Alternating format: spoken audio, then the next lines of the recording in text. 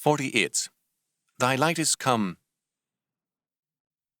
When Zacharias, quote, filled with the Holy Ghost, end quote, prophesied concerning the meaning of the coming births of our Lord and of John the Baptist, he spoke with joy of the impact of those two miraculous events.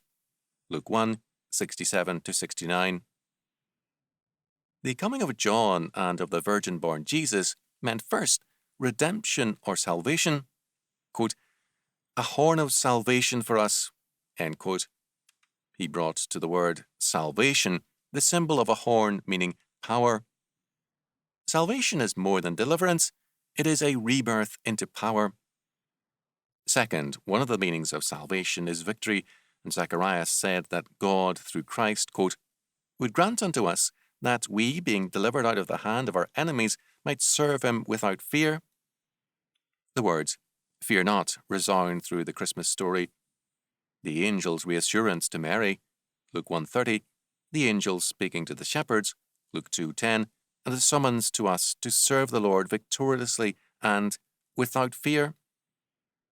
Third, we are told that, quote, the dayspring from on high hath visited us to give light to them that sit in darkness and in the shadow of death, to guide our feet into the way of peace. Luke 1, 78 and 79.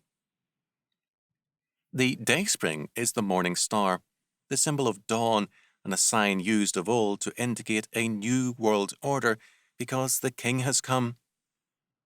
Clearly, Christmas means the beginning of a new world in Christ, a world of salvation, victory, power, peace, and of life without fear. But this is not the world we see in our city streets or abroad. On the contrary, defeatism, fear, and impotence mark our age, while around us men lie in a Christless world of darkness. Men have their choice of these two worlds, yet they're ready to celebrate Christmas and then continue as though Christ were dead. When the lovely Christmas carols are sung and ended, the cold fear returns and the darkness grows deeper.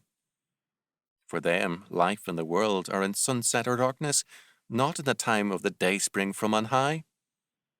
But John tells us that though, quote, the light shineth in darkness, the darkness comprehended it not.